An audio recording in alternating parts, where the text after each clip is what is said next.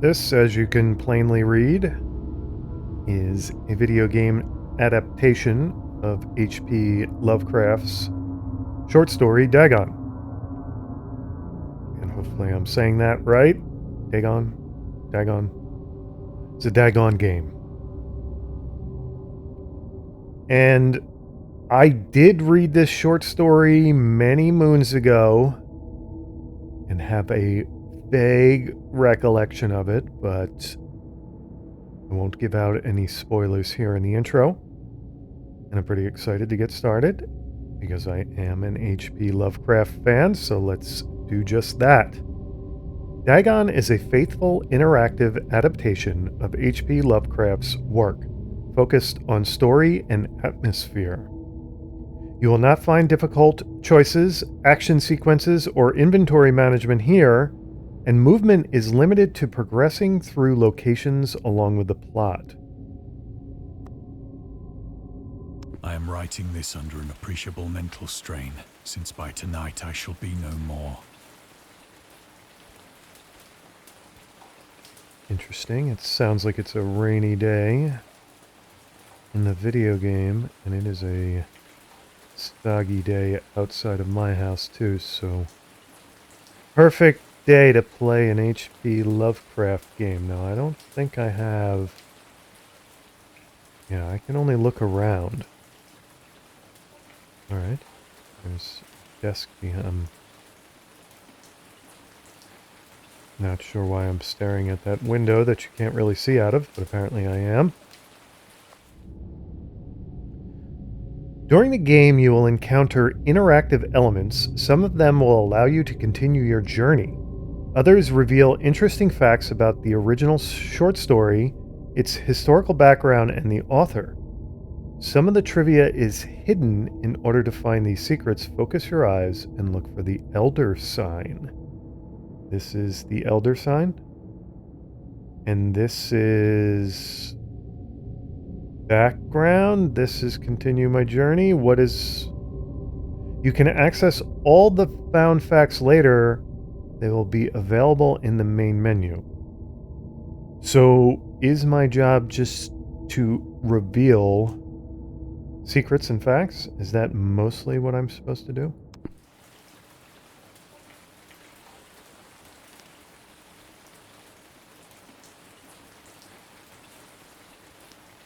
This looks like an advance the story icon.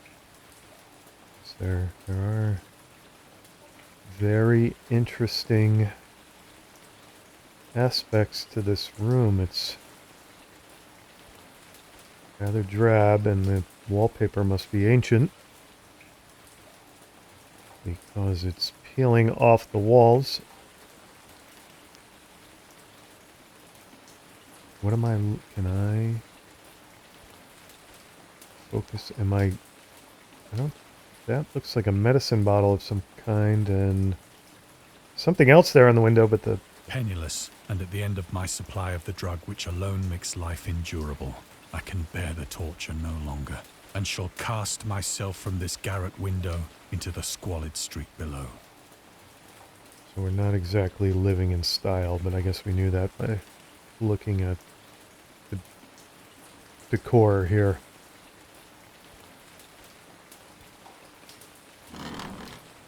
Do not think from my slavery to morphine that I am a weakling or a degenerate. Hypodermic needles. That's the medicine bottle in the window, must be. Drinking as well. We have one oil lamp.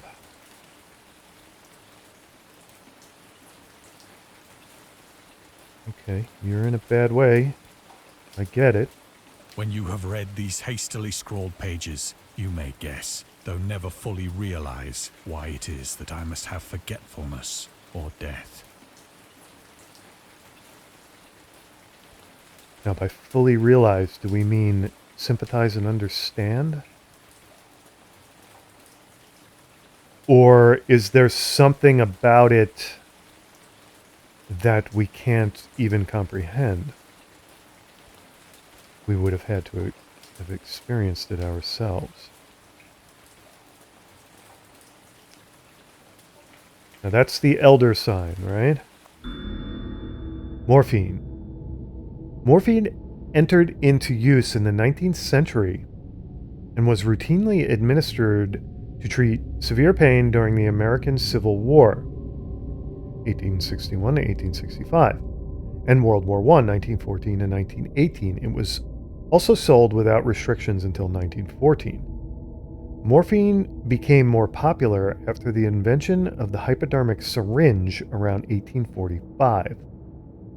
Friedrich Serturner, and I'm sure I'm slaughtering that name, who first isolated the substance, originally named it morphium, after Morpheus, the Greek god associated with dreams. At the time when Dagon was published, morphine abuse, known as soldier's disease, already posed a big problem in the United States. Now that's the inkwell, I think. His plume and an inkwell there. I don't believe there's anything else to learn here. It was in one of the most open and least frequented parts of the broad Pacific that the packet of which I was supercargo fell a victim to the German sea raider. Packet of which I was supercargo. What does that mean? It sounds like he was very important and on this ship, but apparently World War I German Navy put an end to that.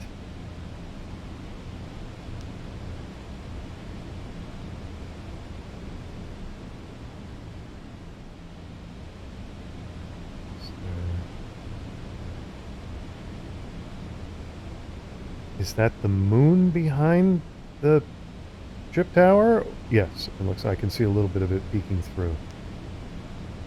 I don't know whether that was a light or not, and there is nothing else to investigate here, correct?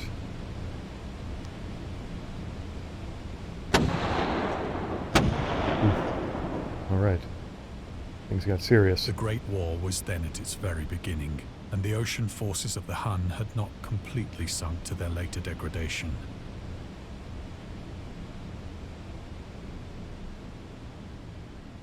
So they were...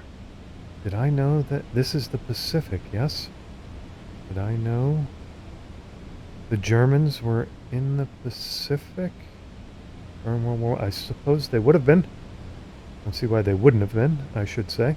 So that our vessel was made a legitimate prize, whilst we of her crew were treated with all the fairness and consideration due us as naval prisoners. Okay, not interested in you guys so much as your ship. Got it. We have elder sign there. Nothing in the water. Now that's setting sun? Rising sun? Does it matter? And I can't look anywhere else. The Huns. The Huns were Central Asian nomads who who established a dominion in Europe and invaded the Roman Empire in the 5th century AD. They were known as brutal, deadly warriors and masters of quick raids, who also developed powerful composite bows, lassos, and early siege weapons. During World War I, the British used the word Hun as a synonym for Germans in order to emphasize their brutality. However, the term originated when the German Emperor Wilhelm II gave a speech to his troops on the 27th of July, 1900, before they embarked to China. Should you encounter the enemy, you will be defeated. No quarter will be given. Prisoners will not be taken. Okay, well, I was taken as a prisoner, apparently. Whoever falls into your hands is forfeited, just as 1,000 years ago the Huns, under their king Attila, made a name for themselves, one that even today makes them seem mighty in history and legend. May the name German May the name German be affirmed by you in such a way in China that no Chinese will ever again dare to look cross-eyed at a German. The refusal to take prisoners was a clear breach of the laws and customs of war adopted during the First Hague Convention of 1899.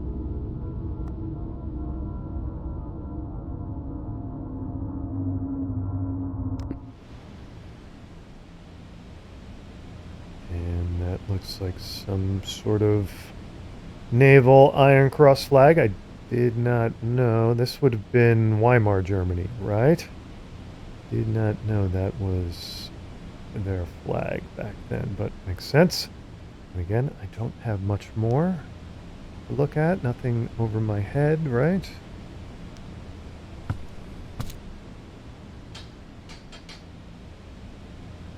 So liberal, indeed, was the discipline of our captors, that 5 days after we were taken, I managed to escape alone, in a small boat, with water and provisions for a good length of time. Now, I would have wanted to escape because perhaps my treatment when we got ashore would not have been as kind. Why am I so interested in escaping if they're being nice to me? But okay, I get it. Freedom is freedom, right?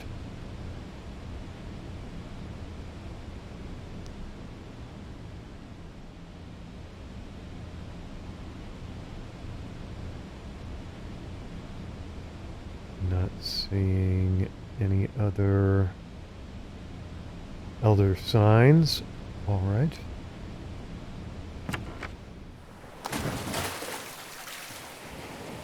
When I finally found myself adrift and free, I had but little idea of my surroundings.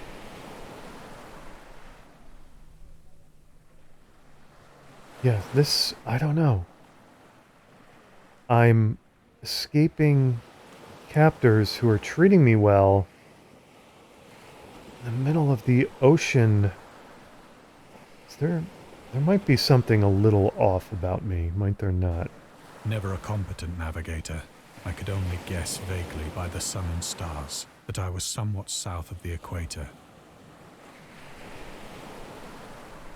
Yeah, stars are different in the southern hemisphere, are they not? Of the longitude, I knew nothing, and no island or coastline was in sight. Nothing. My little dinghy is of interest to me. I suppose I know everything I took with me. That makes sense. That is the moon. Are any of the stars of interest to me? Do I recognize? I see the Little Dipper. Or no, that's the Big Dipper, sorry. And that would basically make that north. That makes sense. So that is a moonrise, right? We're looking north, west, east, and south, if I could really turn my head that way. Okay. Just getting myself a little oriented here. I hope I've guessed the constellations properly. I'm sure someone who knows the asterisms better than me, is that Draco, will castigate me when I've gotten it wrong. Alright. There's nothing else to investigate, right?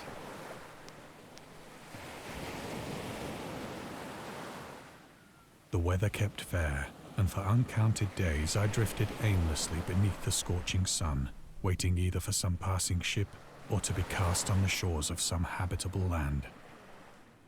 Uncounted days. Yeah, so that... I would assume he's... Wait, what? That was weird. Okay, yeah.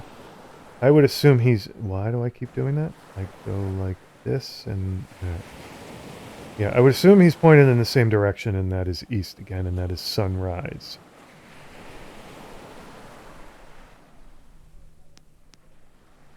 My water bladder...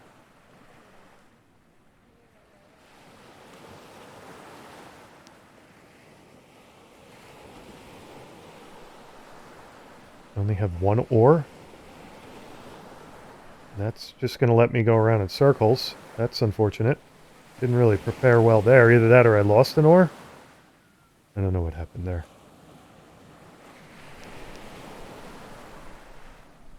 But neither ship nor land appeared, and I began to despair in my solitude upon the heaving vastness of unbroken blue.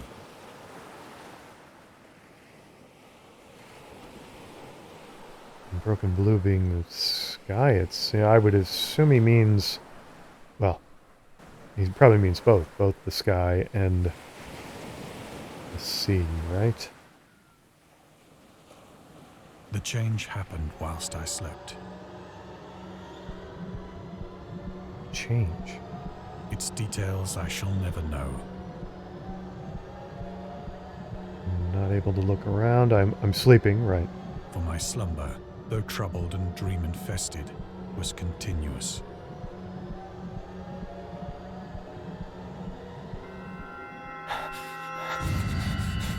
Whoa.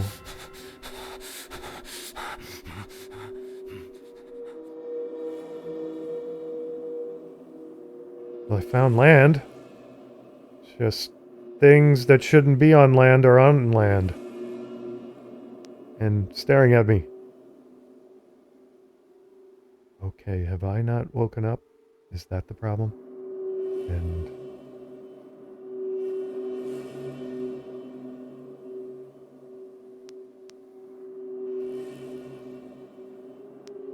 it's like mud of some kind. Okay. When at last I awoke, it was to discover myself half sucked into a slimy expanse of hellish black mire, which extended about me in monotonous undulations as far as I could see. So I didn't land on a shore of something. I'm in the middle of something. Okay? And in which my boat lay grounded some distance away. And I got thrown out of the boat? Or one of these things dragged me out of the boat? Though one might well imagine that my first sensation would be of wonder at so prodigious and unexpected a transformation of scenery, I was in reality more horrified than astonished. Yeah, I'm with you on that. For there was in the air, and in the rotting soil, a sinister quality which chilled me to the very core.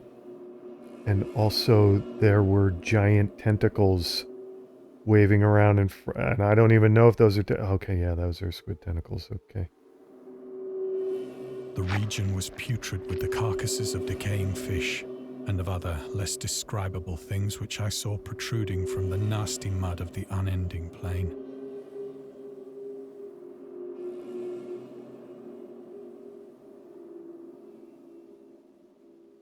I will say they don't seem prehistoric, these creatures. They do seem like things you would find in a modern ocean. Okay, so maybe we haven't time traveled? Perhaps I should not hope to convey in mere words the unutterable hideousness that can dwell in absolute silence and barren immensity.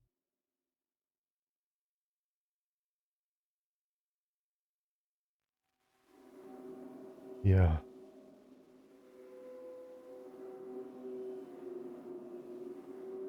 There was nothing within hearing, and nothing in sight, save a vast reach of black slime.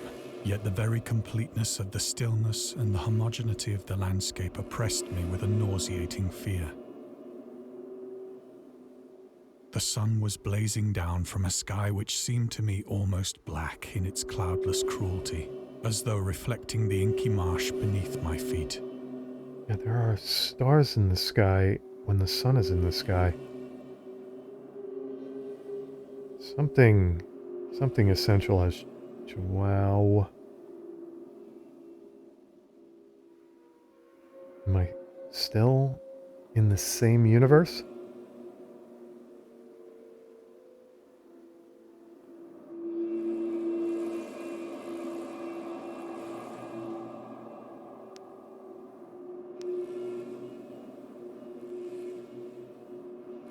My one...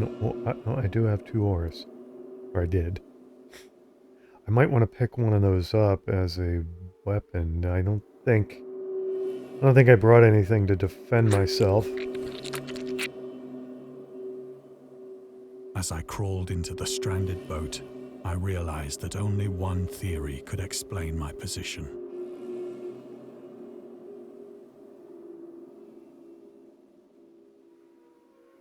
Through some unprecedented volcanic upheaval, a portion of the ocean floor must have been thrown to the surface, exposing regions for which innumerable millions of years had lain hidden under unfathomable watery depths. So great was the extent of the new land which had risen beneath me that I could not detect the faintest noise of the surging ocean, straining my ears as I might. Is there something about me that caused this to happen? Again, I don't know why I was supercargo. Oh, there is just a big seething mound in front. What the? Nor were there any seafowl to prey upon the dead things. What is that ahead? Do I even want to know? That looks vaguely flounderish. That's a word. Fluke, flounder, something.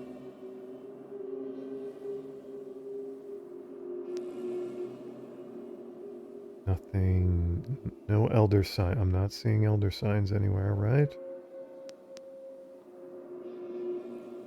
For several hours I sat thinking or brooding in the boat, which lay upon its side and afforded a slight shade as the sun moved across the heavens.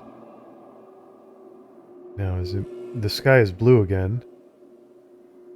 And why am I sitting under tentacles?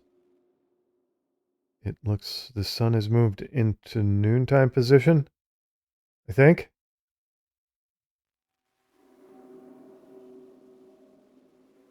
As the day progressed, the ground lost some of its stickiness and seemed likely to dry sufficiently for traveling purposes in a short time.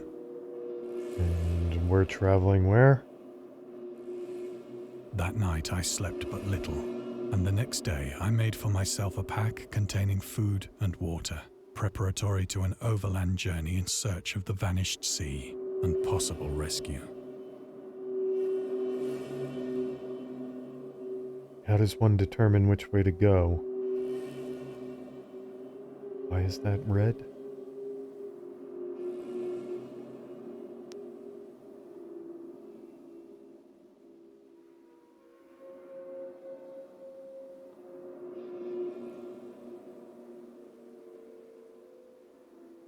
That's Orion, is it? No? Oh, that's almost though. No, I don't know what that is.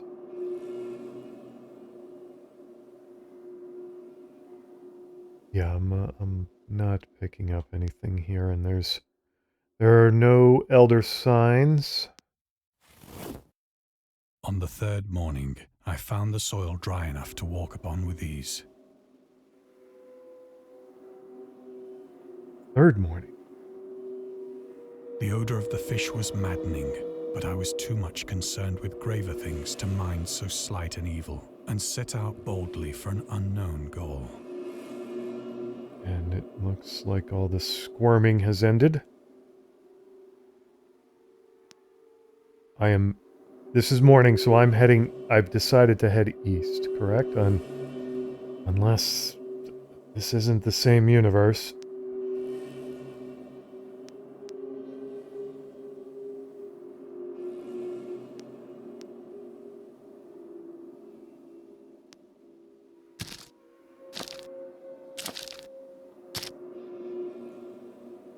All day I forged steadily westward, Okay. guided by a faraway hummock which rose higher than any other elevation on the rolling desert.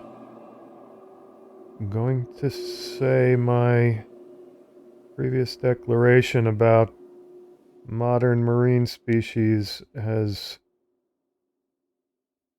been thoroughly debunked. Did he say he went westward? He went.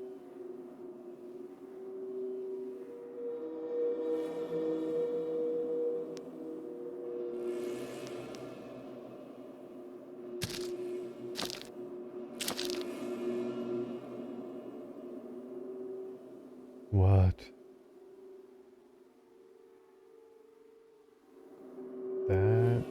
They look like giant crab legs. And a whale that looks like a humpback whale to me.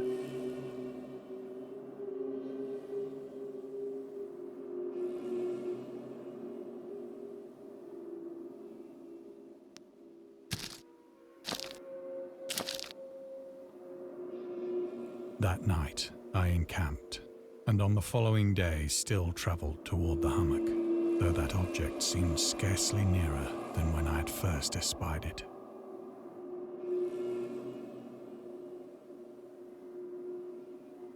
Things are getting crazier as I get closer to this.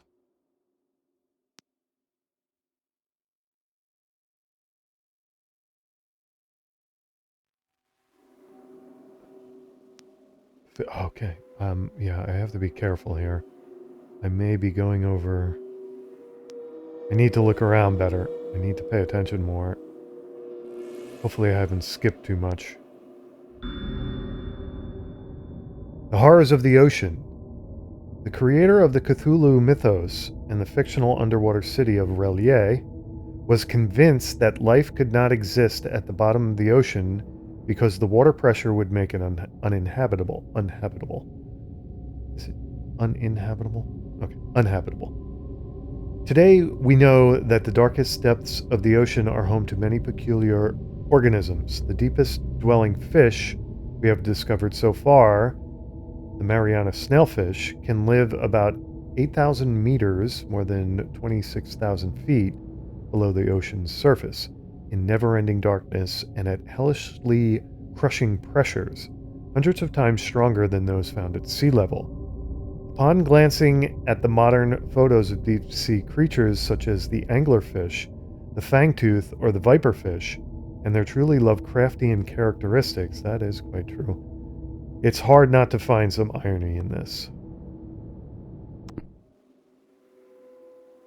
Yeah, I want to be a little more patient and look around a little more, do I not?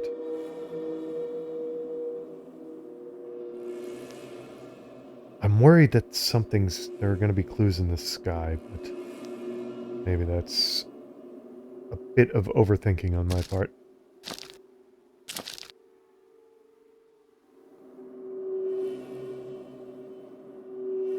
By the fourth evening, I attained the base of the mound, which turned out to be much higher than it had appeared from a distance.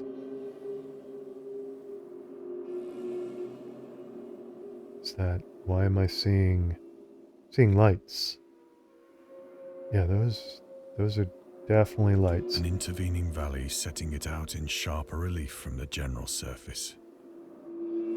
There's a valley between us and the mound?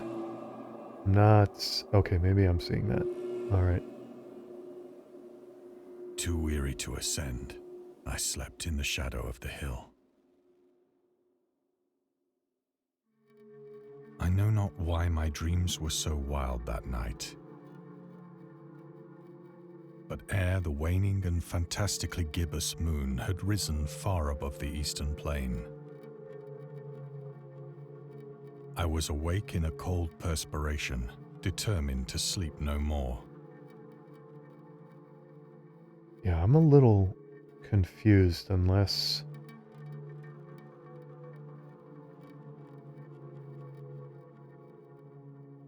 my directions are a little out of whack here. I keep thinking we're traveling in the morning towards the rising sun, but maybe not. Such visions as I had experienced were too much for me to endure again.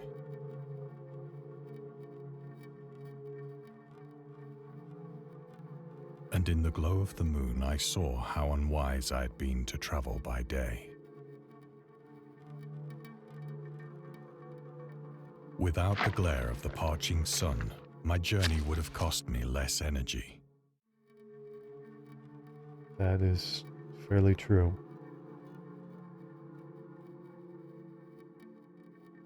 Indeed, I now felt quite able to perform the ascent which had deterred me at sunset. Yeah, we're looking west now. We must be. Because he came upon the mound at sunset. Picking up my pack, I started for the crest of the eminence.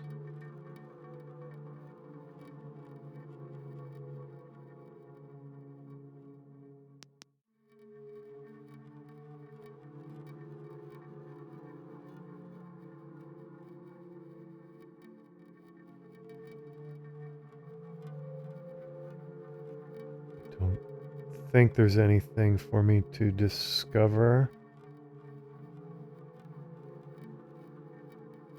Nothing, no. Stars seem to be of interest to me.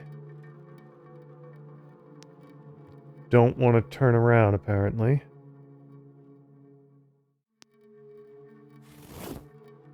I have said that the unbroken monotony of the rolling plain was a source of vague horror to me. But I think my horror was greater when I gained the summit of the mound and looked down the other side into an immeasurable pit or canyon, whose black recesses the moon had not yet soared high enough to illumine. So it looks like it took me a couple hours, maybe, to get up. I felt myself on the edge of the world, peering over the rim into a fathomless chaos of eternal night. That is never good.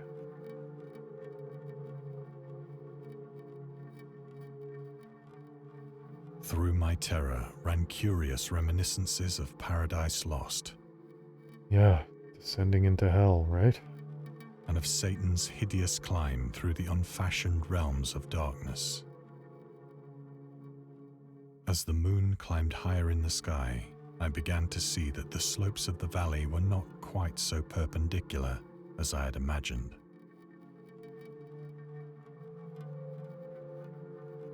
Not quite so perpendicular.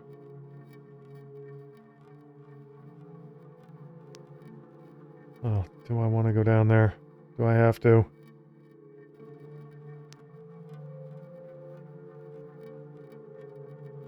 Ledges and outcroppings of rock afforded fairly easy footholds for a descent. Ah, he meant precipitous when he said perpendicular. Interesting way to synonymize words. Whilst after a drop of only a few hundred feet, the declivity became very gradual.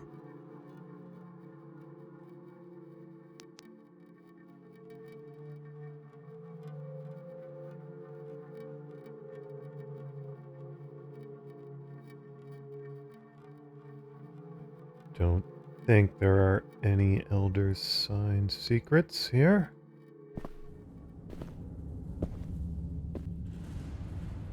Urged on by an impulse which I cannot definitely analyze, I scrambled with difficulty down the rocks and stood on the gentler slope beneath, gazing into the Stygian deeps, where no light had yet penetrated.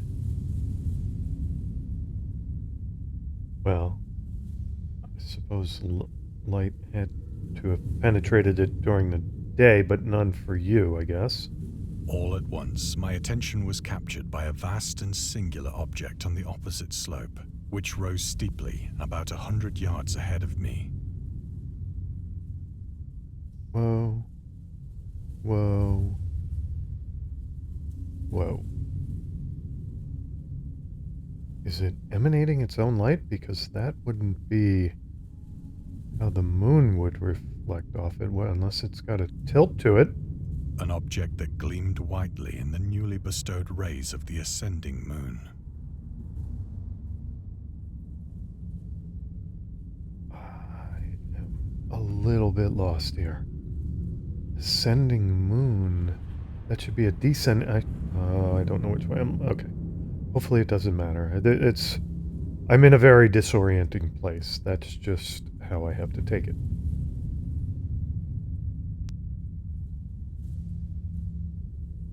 You have any clues for me, Moon? Those are the cliffs behind me, I think.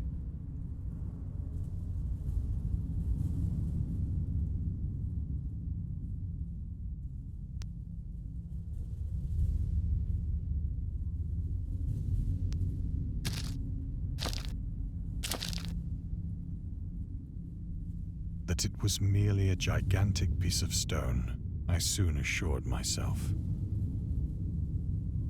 Why is that assuring? A gigantic piece of stone, perfectly rectangular, in the middle of a Stygian abyss. I guess we have different opinions on what's reassuring and what isn't. But I was conscious of a distinct impression that its contour and position were not altogether the work of nature. A closer scrutiny filled me with sensations I cannot express.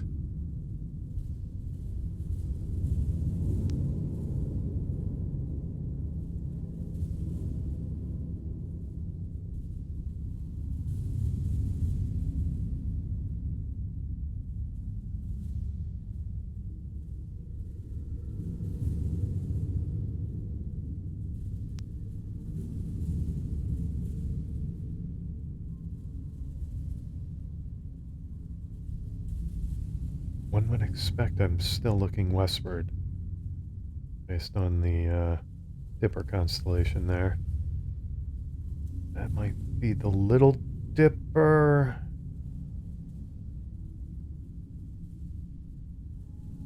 Oh, just not sure.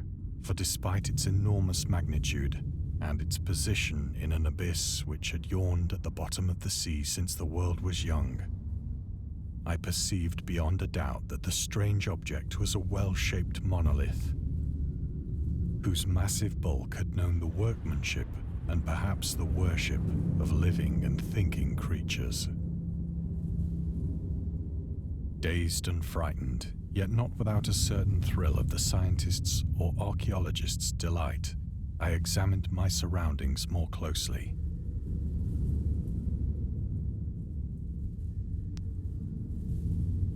Hopefully, now that it's unburied, it's not sending a message to Jupiter or Saturn.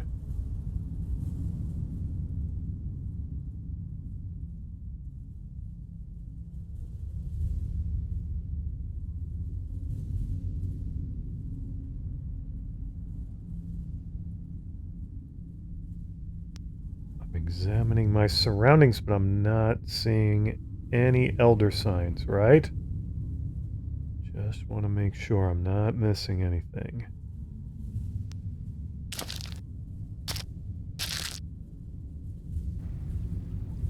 The moon, now near the zenith, shone weirdly and vividly above the towering steeps that hemmed in the chasm. Looks like there are etchings or some sort of artwork on it, and we've got a pool between us and it. Doesn't look like it would afford you a refreshing swim, and who knows what's in it. And revealed the fact that a far-flung body of water flowed at the bottom, winding out of sight in both directions and almost lapping my feet as I stood on the slope.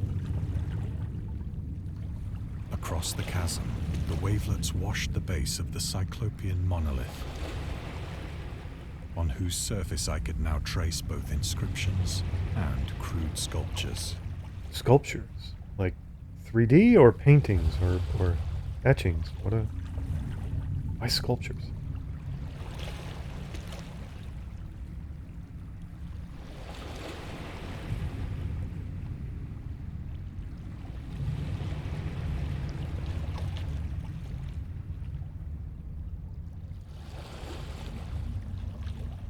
Any of these have any clues for me?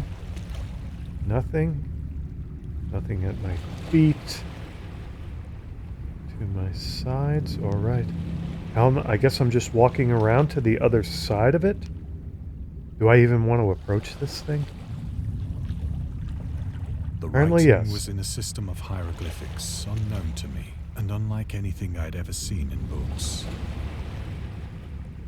I'm seeing hammerhead sharks. I'm seeing mollusks of varying varieties, a regular shark. And what is that in the center of the etching?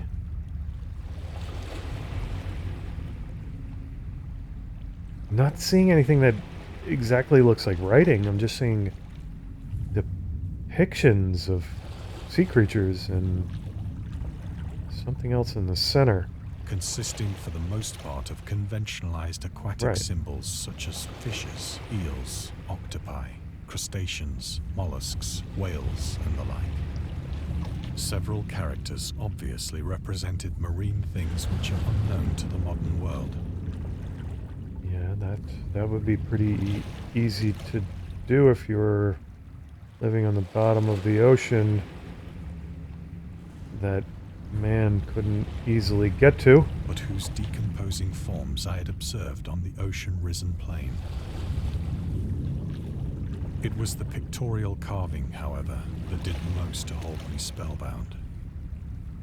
And that's the framed thing, right? The framed drawing, etching. Okay, so we have an elder sign. Storytelling methods. Dagon contains many themes and storytelling methods that Lovecraft developed in his later works, such as, yeah, that's right. Like, Dagon isn't necessarily, this story isn't necessarily a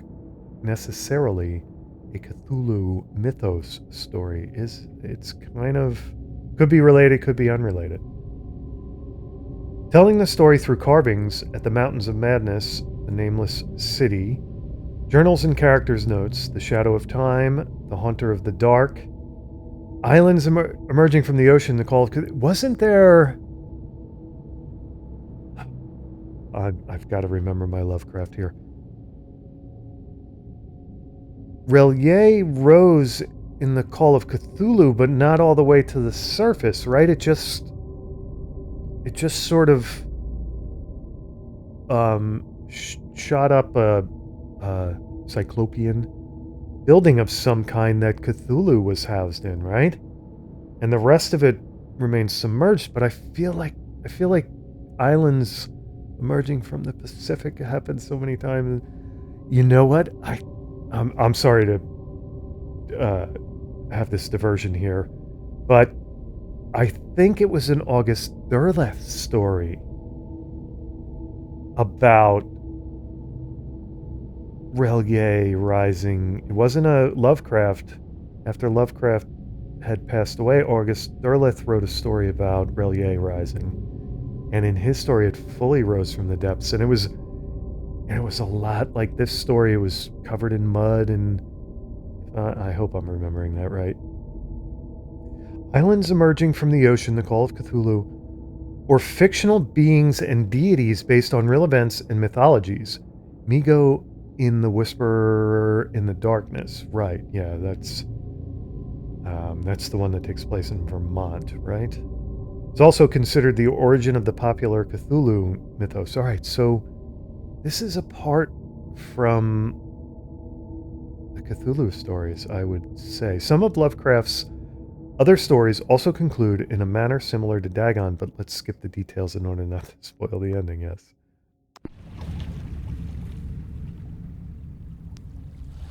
Plainly visible across the intervening water on account of their enormous size were an array of bas-reliefs whose subjects would have excited the envy of a Doré. A Doré? I think that these things were supposed to depict men, at least a certain sort of men. Yeah, they do look... kind of not able to really look at them, but they do look humanoid. Though the creatures were shown disporting like Whoa. fishes in the waters of some marine grotto. They don't have legs. They have tail fins, sort of. Or paying homage at some monolithic shrine, which appeared to be under the waves as well. They're paying homage to this, no? Of their faces and forms I dare not speak in detail, for the mere remembrance makes me grow faint. Grotesque beyond the imagination of a Poe or a Bulwer. As in Edgar Allan, yes? They were damnably human in general outline, despite webbed hands and feet, shockingly wide and flabby lips, glassy, bulging eyes, and other features less pleasant to recall. Curiously enough, they seem to have been chiseled badly out of proportion with their scenic background. So they were huge.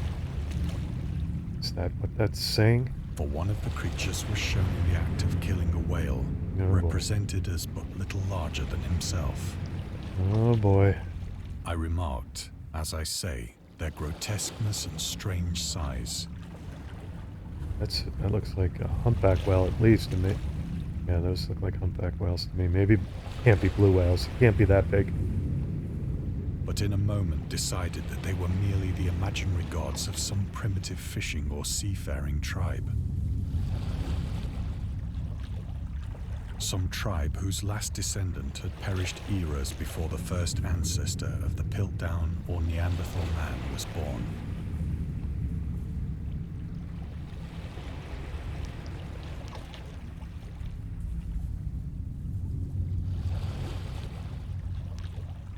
My focus is pretty much nailed to this monolith. Okay.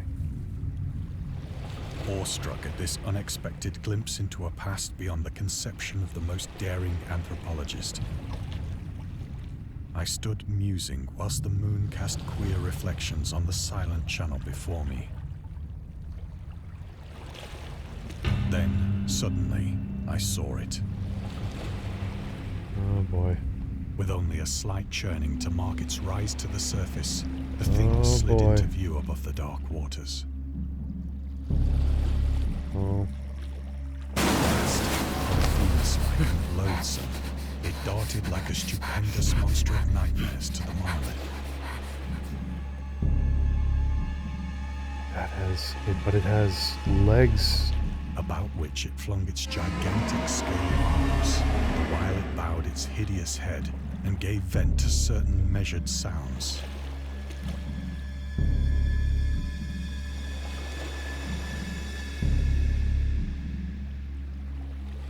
I think I went mad then. Of my frantic ascent of the slope and cliff, and of my delirious journey back to the stranded boat, I remember little. Whoa. I am underwater now, am I not? Or am I just... Is my... Oh...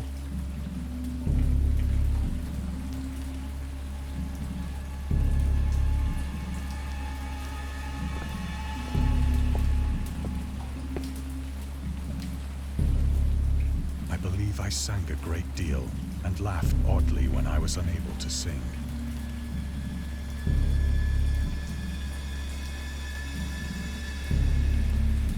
Yeah, no, I'm not underwater, I'm just delirious.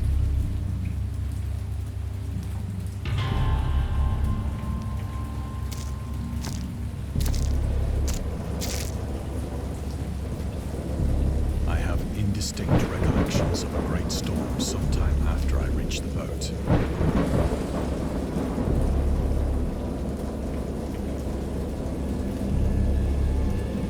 Is this going to be such a storm that it drowns the island and I need to get the boat ready? At any rate, I know that I heard pearls of thunder and other tones which nature utters only in her wildest moods.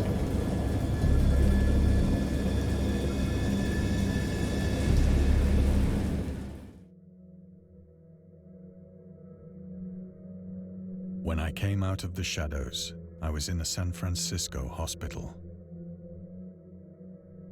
And not a single person is going to believe me. Brought thither by the captain of the American ship which had picked up my boat in mid-ocean. So somehow I found the ocean. In my delirium, I had said much, but found that my words had been given scant attention.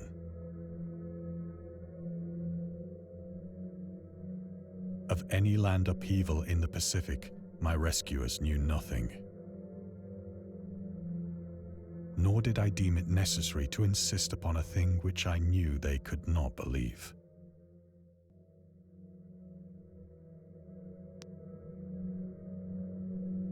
Did I write a letter? Or is that a letter to me?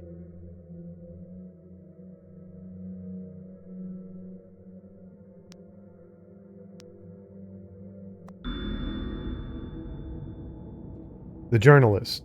Lovecraft was a prominent figure in the world of amateur journalism. In 1915, he started publishing his own journal called The Conservative, which included political and social commentary, poetry, short stories, and literary criticism written by him and other authors. Howard was a skilled wordsmith, but he also took criticisms to heart, which resulted in his decision to step away from writing poetry and concentrate on weird fiction again. For the first time since his teenage years, Dagon, published in 1919, is one of the short stories written during that period. In this example excerpt from The Conservative, the master of horror fiction explains his attitude towards warfare and the idea of world peace. Why any sane human being can believe in the possibility of universal peace is more than the Conservative can fathom. Should the entire civilized world agree simultaneously to disarm, one or more nations would undoubtedly retain secret armaments and at the proper time take advantage of their more altruistic and less astute contemporaries in a wild career of conquest against unarmed victims. No country is, or ever can be, quote, above, unquote, warfare, until the basic impulses of the human animal shall have miraculously changed.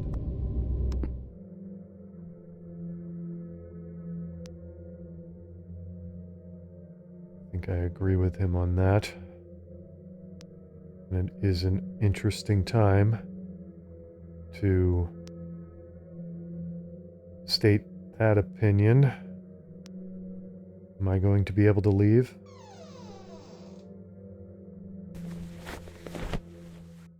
Once I sought out a celebrated ethnologist and amused him with peculiar questions regarding the ancient Philistine legend of Dagon, the fish god.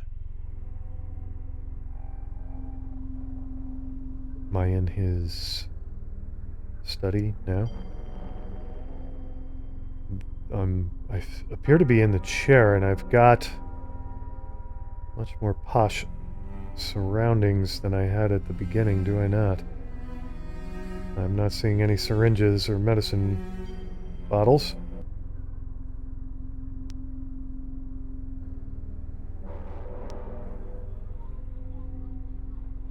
One elder sign. Anything else? That's how we advance.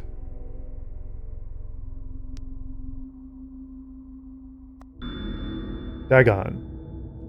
Dagon was the main deity of the Philistines, worshipped throughout the Middle East as the ancient god of fertility and crops. In Hebrew, the word Dagon was a common noun for grain. The rulers of Akkad, Mesopotamia, chose him as the patron saint of their war conquests.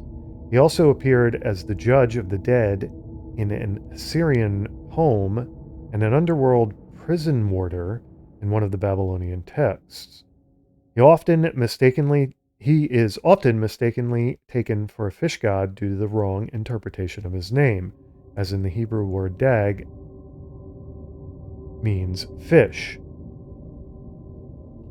In H.P. Lovecraft's works, Dagon is an underwater deity ruling over the deep ones, a humanoid race with fish traits that resides in the oceans.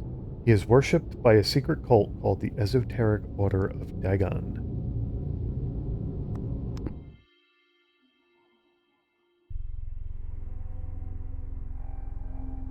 Nothing more to see in this room, right?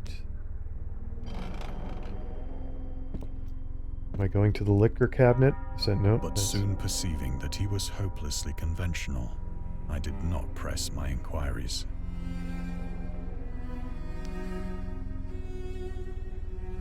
I can almost... Necronomicon, okay. Oh boy. Oh boy, the Book of the Dead already. He doesn't appear to be in the room with me. Maybe he has left to go teach class or something. I don't know. August Derleth and the Cthulhu mythos.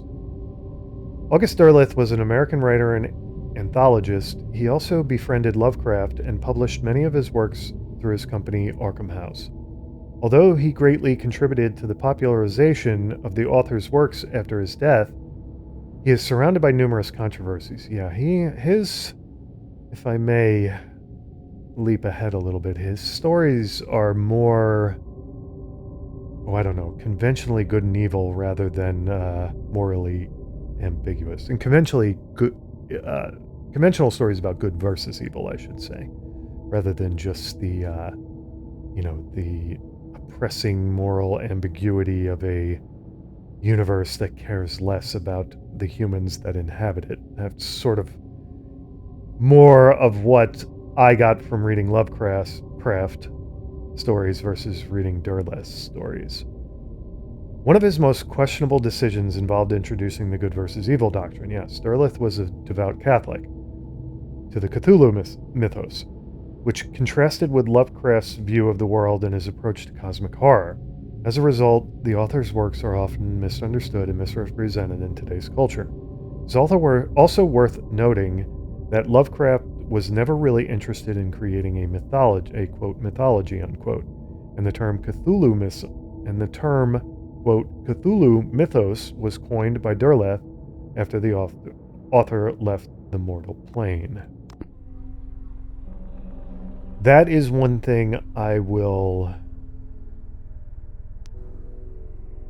credit Derleth with. That, I think, is valuable. We did need a term to describe Lovecraft stories that sort of encapsulated, I don't know, the direction that they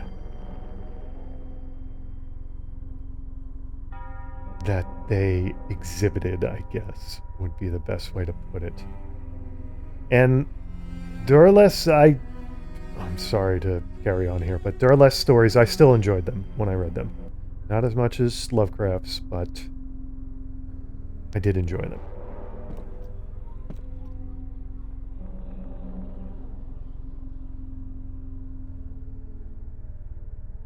I'm looking at a clock.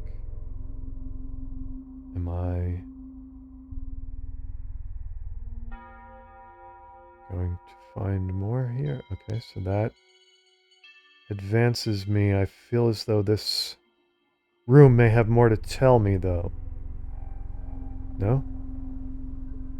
Windows, maybe? No? Don't think the plant in the corner has anything to tell me. The coffered ceiling, no. Nothing? Nothing else?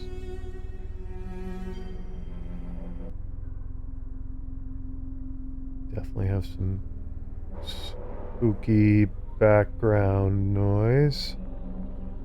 Why did I come over here if there was nothing more to be said?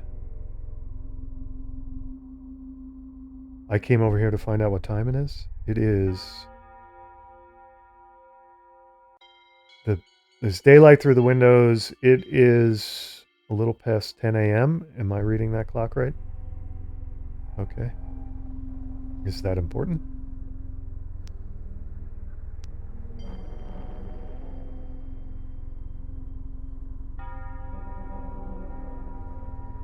I know I'm really spurging out here and making sure, probably much too much, that I'm not missing anything, but I just want to be careful.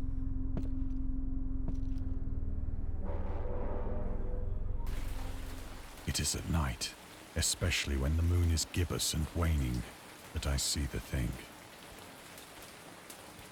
I'm back in my wonderful apartment. I tried morphine. And it didn't rid me of the visions. But the drug has given only transient surcease, and has drawn me into its clutches as a hopeless slave. So now I am to end it all, having written a full account for the information or the contemptuous amusement of my fellow men.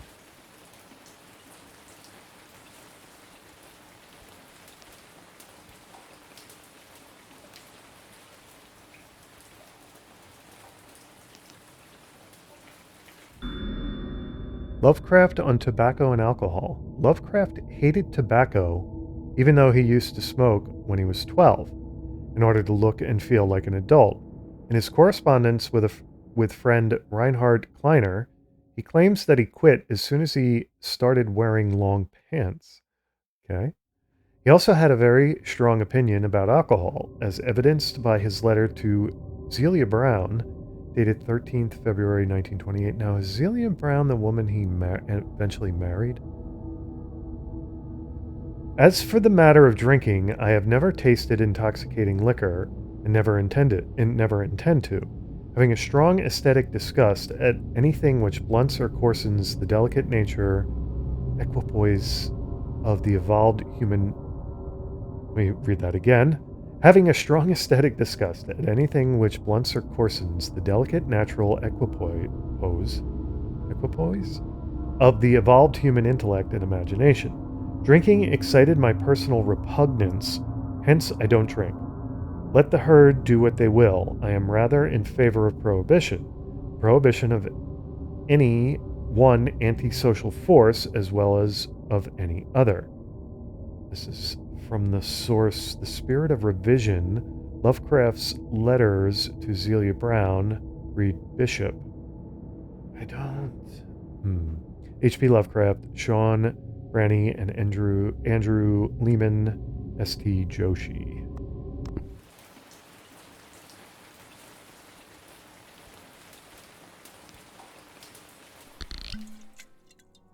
Often, I ask myself if it could not all have been a pure phantasm. A mere freak of fever as I lay sun-stricken and raving in the open boat after my escape from the German man-of-war. Does it seem like my boat is submerged? This I ask myself, but ever does there come before me a hideously vivid vision in reply. I cannot think of the deep sea without shuddering at the nameless things that may at this very moment be crawling and floundering on its slimy bed, worshipping their ancient stone idols and carving their own detestable likenesses on submarine obelisks of water-soaked granite. I dream of a day when they may rise above the billows to drag down into their reeking talons the remnants of puny, war-exhausted mankind. Of a day when the land shall sink and the dark ocean shall ascend amidst universal pandemonium. And this is a flooded Manhattan.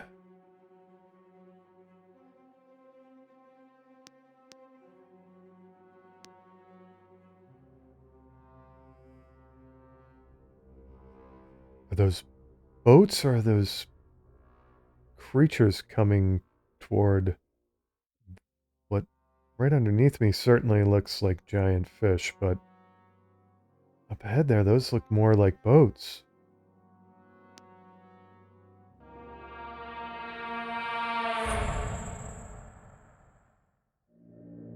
The end is near.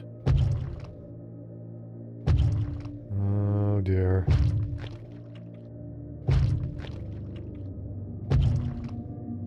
The window or the door? What a choice. Couldn't I take a lethal dose? I don't know if I want to drop out the window. No. What do I do? What do I do? Do I go to the window? Can I go to the window?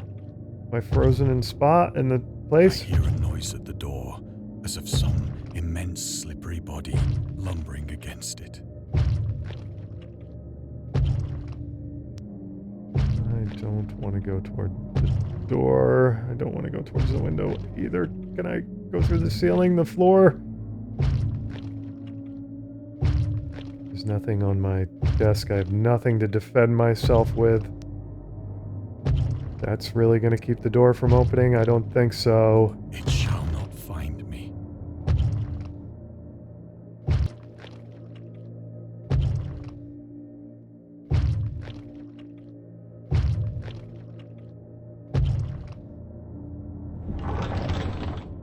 Oh boy. God, that hand!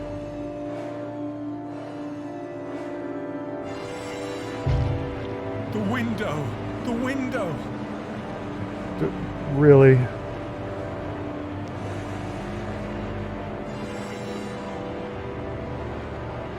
There's nothing else I can do?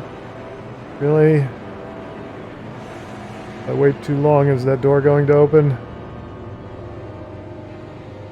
don't know what to do. Okay, the window.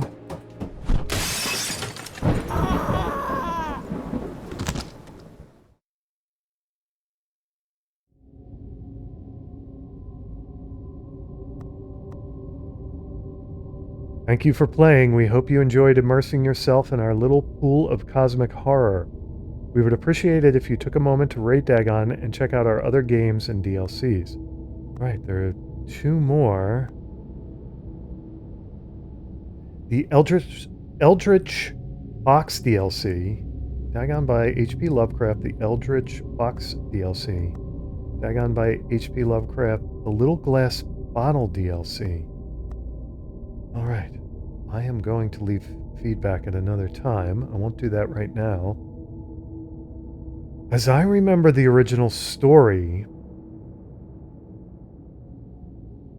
I hope I'm not I hope I'm not remembering this wrong. I just want to give some final thoughts here based on the original story as I remember it. I remember the narrator being in an insane asylum, or maybe just being in jail, and he had a visitor who wanted to catalog his story, and oh boy, I hope I'm not remembering this wrong, but the visitor turned out to be Dagon and killed him. Or maybe one of Dagon's devotees, more human seeming devotees. That's what I remember, but boy, I honestly could really be remembering that wrong. Anyway, I think I will definitely be downloading these DLCs and playing them as well. All right, everyone, thanks for tuning in. I'll see you in the next upload.